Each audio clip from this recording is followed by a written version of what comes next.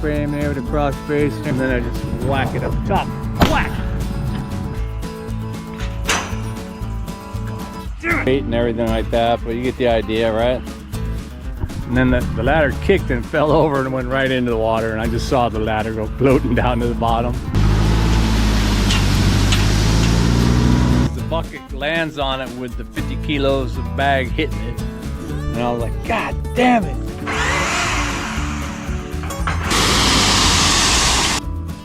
I mean, 100% serious. You will die out there. And yeah, boom.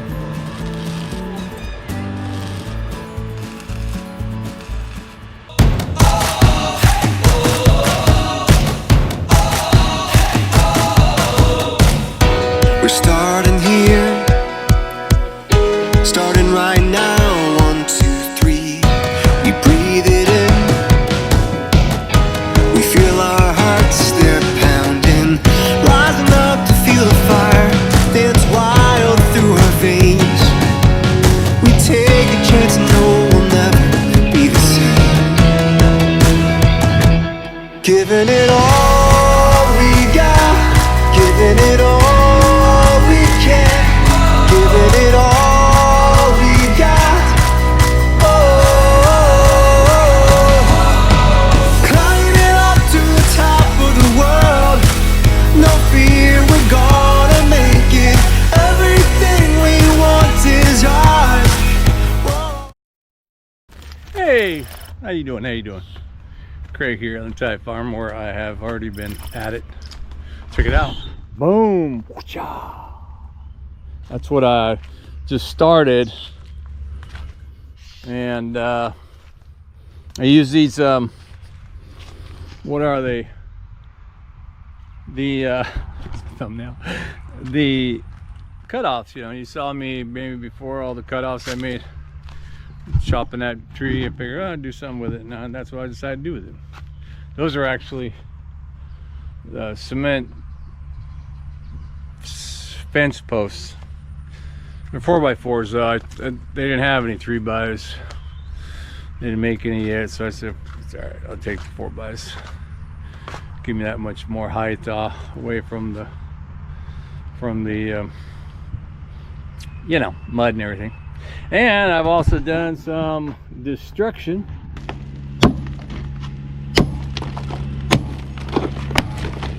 More destruction because I got to take that wall out. This is going to be all opened up. I did put the bigger broken pieces out the end of the walkway on that end.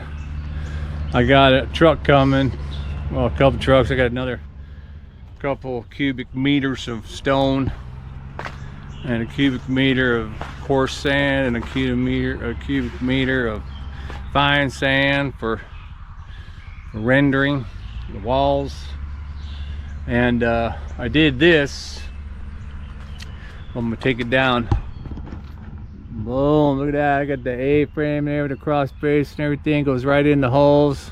And actually I screwed it in place instead of welding it because I wanted to look at it to see if it was gonna do that. My own engineering design. So this is kind of my template. So I'm gonna take that down. I'm gonna use this heavier 3-inch black steel to make 1, 2, 3 A-frame supports for the interior roof. And what else? Oh, I know why I came over here. I came over here to get my machete because I gotta cut some bananas.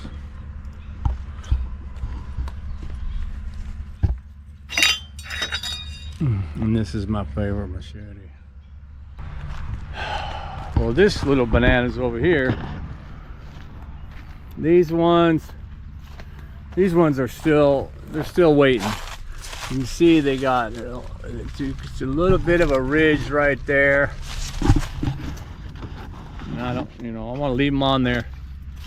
But I came by and I saw these. Now these are pretty plumped. I don't see the ridge. There's a little bit of a shadow on this side, but the ridges are gone. So this one, I cut it off now. It's in the afternoon. I bet you it's yellow by tomorrow afternoon. What I usually do is I just hold it at the bottom. I hold it here at the bottom. See if I can do this with both my camera. And then I just whack it up the top. Whack! Just like that. That way it doesn't get any juice on me. If I get all that sticky banana stuff on me, it's a nightmare. Although one of these days I'm gonna make some banana t-shirt art, because, and I mentioned this before, but banana, I'm gonna set this down over here, let it do its initial dripping from there onto the ground instead of on the table. And yeah, and it just it not only stains your shirt, but it actually changes the color, almost like a tie-dye. Let me get my anti-ant hat for this one. Go over here, look at these other bananas.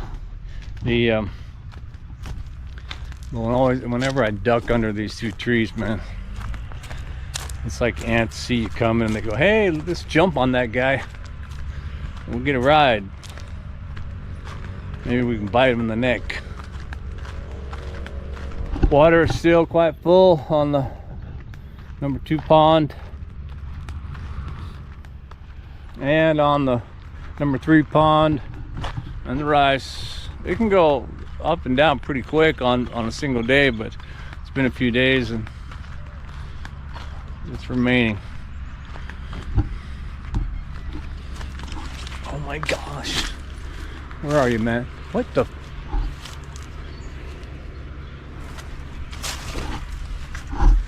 just looking, I was saying, did somebody fucking cut the bananas? No, right? No, these are, well, no, I still got ridges right there. That line, you can see that line. These are probably round. They might very well ripen. I probably could take that one, but you know what?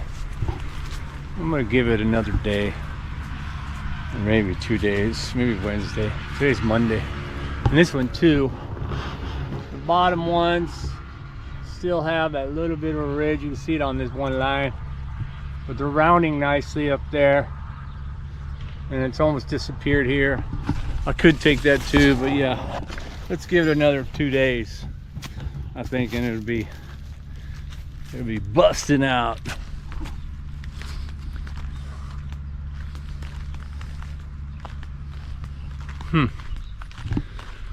Yeah, well, that was a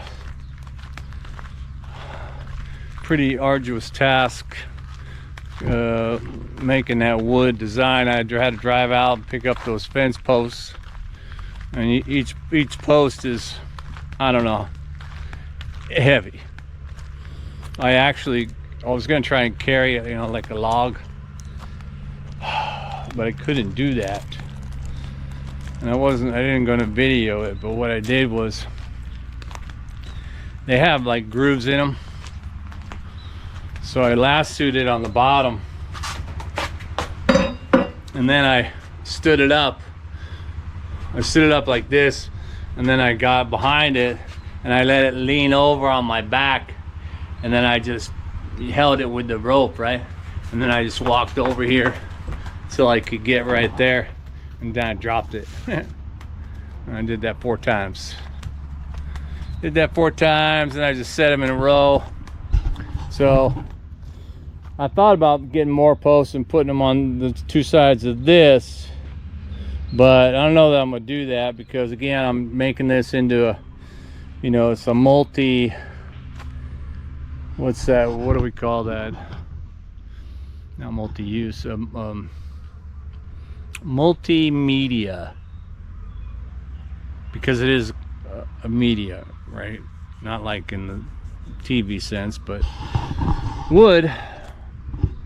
So the idea is that this section would be the wood, and then here, ow, I thought what I'd do is, as it rounded this corner, that I would make you know, not that piece of wood, but that I would make wood bridge maybe all the way to where the broken stone is. And I'd have 3 types of media. Right? But yeah, I'm waiting. I need more. I'm gonna put I am gonna put gravel in there. I dry poured this, as a matter of fact. This is a dry pour with some gravel in there too, and then I twisted and pushed those into place so they'd be anchored by the dry pour. I could just leave it like that because it's going to be rock solid when it's finished, but I do foresee some trip spots in there like that, so I think I might as well just continuing a little bit. I could I thought of maybe even doing this with the wood, but so I continue with the gravel, right? And so I got gravel all through here, and then when I do the wood up that way, I have the option of putting side rails of wood like this, you know, like this, like the cement posts, and you know, and just bridge the wood across it like a, you know, like a gangway or whatever. But the other option I thought of was just, you know, laying the gravel down and putting the wood in the gravel so that there's wood between each of the, or that there's a little bit of gravel between each rung of the wood, and that would be consistent with gravel between each one of these woods and between the cracked stone over there. So we'll have to see what it looks like, because I do have all that wood sitting over there still. I think there might be just enough wood in my old pile to make that pathway. You know, I should probably go throw that over there just to make, just, you know, to see how it sets up. But what I really want to do, if I can get to it, is to go ahead today. It's already at the end of the day, but is to cut out that A-frame on at least one of those. I think that metal will weld easier than the old stuff. I bought it thicker. You know, if you're using the same kind of metal, if you're welding the same 2 kinds of metal and it's thick, you can stick weld that real good. It'll respond real well to you. You know, you don't have to crank up the heat or crank it down or whatever. The arc, you can find a nice, probably a nice bead that you can get going on it. It's when you're mixing old and new metal, or, you know, thick and thin metal. Pain in the ass, man. All right, well, let me get to it and I'll get back at you. Well, I put that wood, laid that wood down. Of course, I'd cut it all straight and everything like that, but you get the idea, right? And then, I don't know, leaving the gaps in there, putting stone between them, maybe spread it out a little bit. I could probably bring it back here farther, but I have a little bit of a gap, so probably go back to my secondhand wood guy where I actually got this wood, as a matter of fact, and you know, just pick up a couple 6-meter planks that I can cut up. Or actually, no, that's right, this stuff, maybe I'll do that. Maybe he's still got a couple more junk piles, you know, give him like 1,000 baht and take like a whole truck full of cut-offs that he otherwise couldn't sell, because they bundle the big, nice, clean pieces, right? And then these short pieces and stuff, they chuck them into a pile. And somebody like me comes along and says, "Yo, man, let me have that stuff. Come on." He says, "Okay, 1,500 baht." And I say, "Yeah, 1,000." And he said, "Okay." or 500 baht. I think I did 500 on one of the piles before. But yeah, and then so from here, kind of see it where the stone goes, and then it'll be a wood one before it gets to the tree like that. Hey, let me know what I think, or what you think. I'm still waiting for my my guy, man, my truckloads. I think this outside pour that I did, dry pour, is taller than the inside, but I'm gonna knock the rest of it out that way. I'm gonna knock this out too. This will all go out because I'm gonna make it'll wind up having a nice new, you know, probably have a little bit of a lip there anyway to prevent water from coming in, but I'll make that a nice clean run right there. And I also have to take out part of this about to here. Maybe I should do it right where I put that new wall fix in. I don't know. Nah, I think it's probably better right here. I only really wanted just part of the corner, not the whole half of the house or whatever. I wanted that front section of the corner to be, you know, this will be all clear, right? Glass or whatever. So, but gotta go get my tools so I can take this off of there without killing myself. Yesterday when I was putting it up, so I had the ladder over here, and or not when I was putting that up, but same day or whatever. So the ladder was over here, and I forget what I did. I had the wood laying here and this and that, or the metal, I mean, and I had been cutting it, you know, or yeah, when I was cutting that, I think I tripped over the metal like I don't know how many times, and this little ding on my toe, I swear to God, I shaved that thing off no less than 3 different times, just catching it on the metal. And the last time I was over here, and I had just went to stand on the ladder, and I, you know, caught it on the metal. I go, God dang it! And I like kicked, and I kicked the ladder, and then the ladder kicked and fell over and went right into the water, and I just saw the ladder go floating down to the bottom, and I was like, shit. But so I went, actually I got my snake grabber. Went and got my snake grabber, reached in there, you know, stood on the roof, reached in there and grabbed the ladder and pulled her up. Matter of fact, I'm gonna need that. But yeah, lucky I didn't fall over in the water with it. That would have been fun.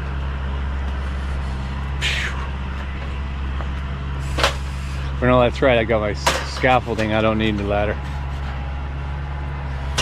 All right, man, well, let me get back at it. See if I can't take this down. All right, back at you.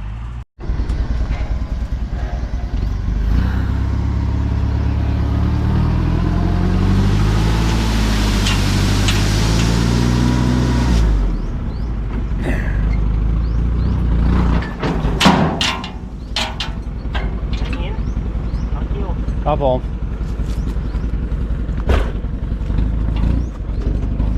So here's your coarse sand, 1 cubic meter, another cubic meter of the fine sand, pretty fine. Now he's gonna go get me 2 more cubic meters of this stone.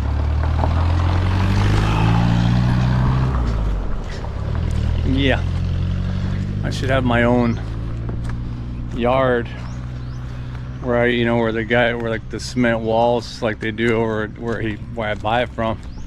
And they can just back the truck up into the slot, dump it there. Slot A, smooth sand, B, coarse sand, C, P, gravel, or otherwise just concrete gravel.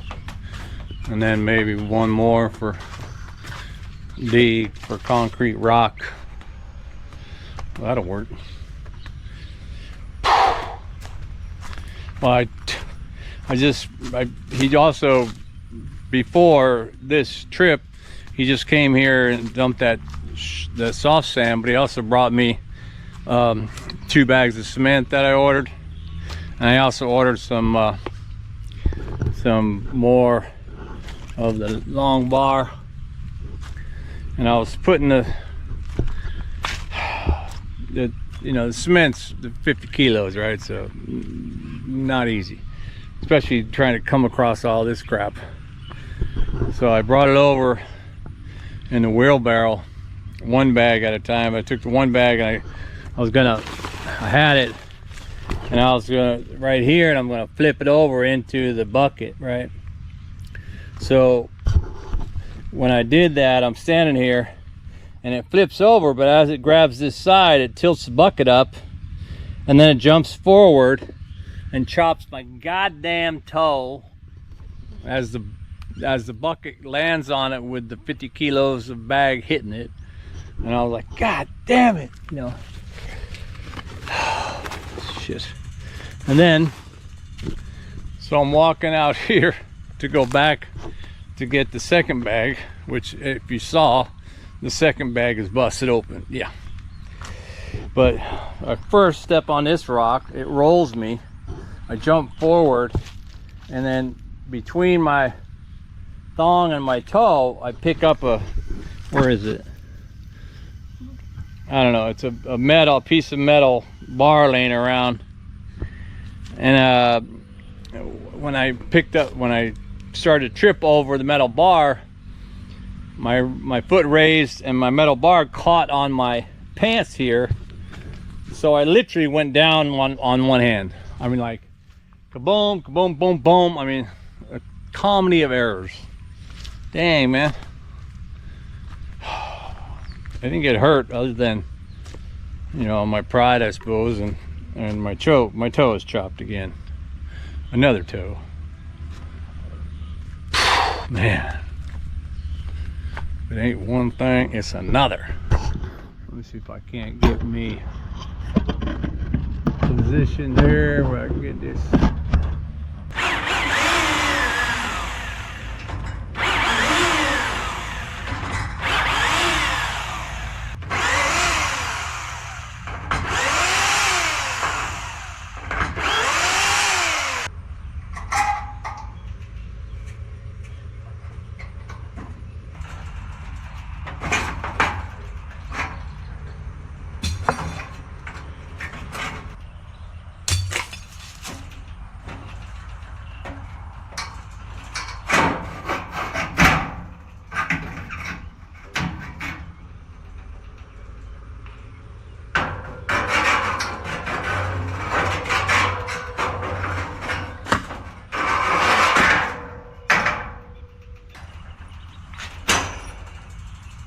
Damn it!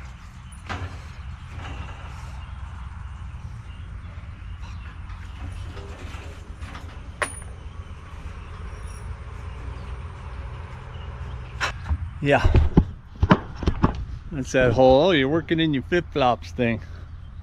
God damn, that hurt. Ran my toe, both my previously chipped one and my just now chipped one, into the metal bar. Boom! Hit them both at the same time. It's just slightly painful. Well, he should be coming back here in a minute with my rocks. Oh man, never stops, does it? 66 years old. I don't know, man. I remember when I went and picked up the cement posts, you know, those 4 posts. So the girl was all, hey, guy needs 4 posts, you know, put them in the truck. I put my gate down, and then oh, here he is. I put the gate down, and an old guy came walking up to put it there, and he was like, oh damn, that's heavy. I go, how old are you, dude? And he goes, 59. I go, yeah. I'm 66. Get out of the way. So, yeah. And then the younger kid was like, yeah, this dude's got the power. Because I can lift that thing myself, man. Alright, gotta come over here.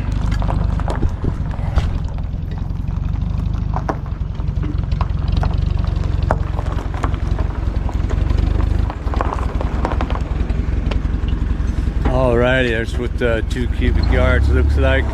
Cubic meters, I should say. Stand back so you don't get your toes crushed with a bunch of rocks. Yeah, I'd hate to get buried in that stuff. Now I got a sign for it, and we're out of here. All right, man, back at you. And when you look, you see, oh my God, look at that, and then look at that, 2 different colored stones. Shit. That's because that's just dirty water, whatever. Rainwater and sand, it's wet.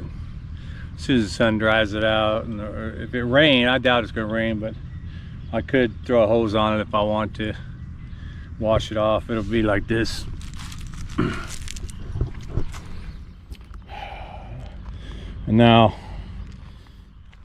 this will be a test. So you got the coarse sand, and you got the fine sand. Which will the cat choose? They'll be coming out here going, dude, is that for sand? I know. Go ahead and dig a pile and make a pile. We'll see. I think they're probably gonna go after the smooth sand. It's easier on their precious little feet. My feet, man, dude. Before I retired, I actually kind of took pride in my feet because they were in great shape. I took care of my feet my whole life. You know, I learned, actually not my whole life. That's a lie. That's a damn lie. From college, because I learned in college, or I just remember from my teacher, Bill Webb. He was a pretty cool guy. He was my teacher for a few classes, a few of my wilderness studies classes, although I wasn't a wilderness studies major, but I was a sports medicine under the physical education program. And you had to take at least 8 activity courses. And, you know, I thought, well, damn, man, I'm going to take, you know, winter mountaineering, rock climbing, kayaking, whitewater, spring, summer, mountain environment, survival, mountain survival, all that stuff. So I took all those classes, and I was like, this is fucking badass. Anyway, Bill was a little guy, you know, little guy, white hair, and white beard, and goatee, pretty cool guy. But all the hiking and stuff that we did, you know, early on, he said, listen, you guys, and the most important thing I can tell you is that if you get hurt out there on the trail, or if there's something that goes south, it's probably going to be related to your feet. Because if you don't take care of your feet, you'll die out there. I mean, 100% serious. You will die out there if you have a foot injury, because you're not going to make it. You're not going to make it coming back or whatever. And what's meant that you, as soon as if you were getting a blister like that, you know, if you get a hot spot on your foot, you need to get it cooled down right away. You know, to get your foot out, get your foot itself cooled down, even if you have to take a break off the trail. Get yourself cooled down, get a bandage on there, put a layer between you know, the foot and whatever's gonna give it a blister, your shoe or whatever. Change your socks often, and you can change your sock so it's a nice dry sock, and then the one that was wet from sweat or whatever, you just hang it on your backpack or whatever, on your waist actually, down to hook it on the bottom of the backpack, let it dry in the wind, and whether it's hot or cold, depends on what environment, but it'll dry. And then you can switch that back, so you don't have to like bring 20 pairs of socks. But always keep dry socks, always have second skin, which is kind of like a better band-aid. And if you do get blisters, then you have to lance it at the base on the side, get rid of that fluid and seal it up, and change the bandage, you know, every whatever. If you're gonna be hiking that day, like, you know, sometimes we hike maybe 13 miles in a day or whatever, and you'd have to change it a couple times. But anyway, in doing all that, taking care of my feet, keep my your toenails trimmed and all that stuff, I had really good looking feet, man. I could have been one of them, you know, OnlyFans foot guys. Probably made a fortune. And then when I came here, I felt like I didn't want to wear shoes anymore, which was fine until I started running into everything. Just bam, bam, bam, boom, bam. And then I bought boots, and my farm boots are half a size too small. So they push back on my big toenail. No matter how short I cut it, it'll push it and lift it and jam it back. And so now I got toenail issues. My feet have, I don't know, I'm gonna say somewhere in the area between 20 and 30 scars from when I was building that house to doing everything I have in the last almost 3 years now. So there goes the feet thing. Threw that out the window. But in the bottom too, cuts. I got a big old scar on the bottom of my foot, my left foot on the instep from when I was little. I was on the beach in Florida, and I stepped on a bottom of a Coke bottle that was broken off, so it was like right. I stepped on that thing and went sliced right through my foot, man. I'm lucky it didn't slice through all the tendons or whatever, but I was a little kid. So, but I do remember it sliced me wide open, and I was bleeding like a sieve, coming running back home, you know, with all the sand pounded in and stuff. They cleaned up. I can't really remember going to the doctor or the hospital or anything like that. I mean, there weren't nothing. We lived in a motel, and there weren't nothing like, except, well, there was another motel right next to it. Two motels and just about nothing, 20 miles either way or whatever. Until later, then there was a bar down there about 6 miles, and a gas station that way about 6 miles. But yeah, I took care of that. But I still got that scar, man. Every time I'm doing my feet, or maybe if I get a foot massage or something like that, somebody will go, "Hey man, what happened?" But yeah, man, if you're a hiker, take care of your feet. They will take care of you if you take care of them. And even when you get older too. I mean, I can't tell you how many retired people I've seen, and they're in flip-flops too, because that's what we do here in Thailand, right? We wear flip-flops. We're retired. We don't need all that leather shoes laced up and all that stuff. But I have seen some horrible feet. You're like, dude, no wonder they can't walk, you know. Guys never took care of their feet, or maybe it's diabetes or whatever it is, or gout or something like that. My God, dude. If you take care of your feet and nothing else, you're going to have a better experience in your life, because you'll be able to be ambulatory, or otherwise you'll be able to get around and do things. Maybe you can't move your arms anymore, but hey, your feet are in good shape. You can at least walk around. Anyway, that's a little bit of a power babble. Let's see if I can't take my A-frame. I'm gonna lay it down over here. Like I say, it kind of has a template, so I can do some marking on the bigger steel. And I'm gonna cut it different too on this one, where the two pieces meet, like where they would meet, you know, and cross, whatever. So I didn't just have it cross here and then weld on there. What I did was I had it cross, but because it was hollow like this, I cut this section out, so that it slipped over, you know, at the right angle, and I could just kind of grabbed it like that. That way they were both flush with each other, and welded it all up like that, so it came out good like that. But I'm not gonna do that with this one. It was a nightmare. And I don't have, you know, I got a square,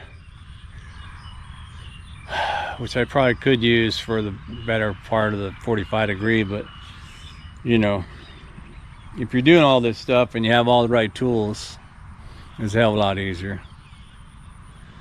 But that one that I made is a pretty sound spot for those two, so I'm gonna go ahead and use that as a template, and make one out of here. Although I just realized something. Shit. So this, if you're watching previous videos, yeah, this width on the end is not commensurate, whatever, with that end. There is like a lot of difference. I didn't put the poles in, man. So, but the, you know, steel posts I did. But anyway, that is I think I had that at 130 inches, and this at 137. That's like 3.5 inches extra on both sides. So shit, you know what? I'm gonna knock. I don't think I can do that on this side. I don't think I can use my template. I'm gonna have to try and do what I did before, which is just stick one piece in that hole, stick the other piece in that hole, and let them meet in the middle, and then mark it up there, and then take them out of there and lay them on the ground and do it that way. First, I gotta move my scaffolding over here. All right, man. Back at you.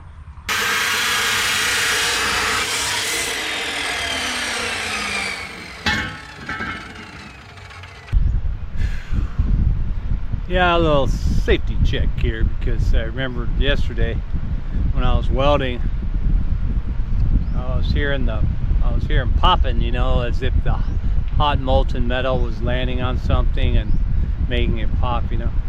But it wasn't that. It was the fact that I've been welding, and I was welding that A-frame, so a lot of weld, so the metal got hot, and yeah, boom, that's what happens. And if you look, see that black tape? It happened before. So yeah, I was lucky, because that would have been disaster. So anyway, now I'm gonna get ready to weld this, as I already got it in place. And I did do it different, but I realized after I cut it that I didn't cut it long enough for what I wanted to do, because if I was going to do two 45s and put them together, then I would have had to extend the length of the metal more for that side, or I don't know. But anyway, this will work out. This is actually gonna come out good. I just cut both sides flat, and then this one I got flat going on here, and the other one I got flat and then tucked around on the other lip. So double lip over here and double here, then I'll be able to weld it right in the middle, all that. Yeah, being the DIY welder I am. Anyway, let me fix this line and we'll do some welding. Back at you.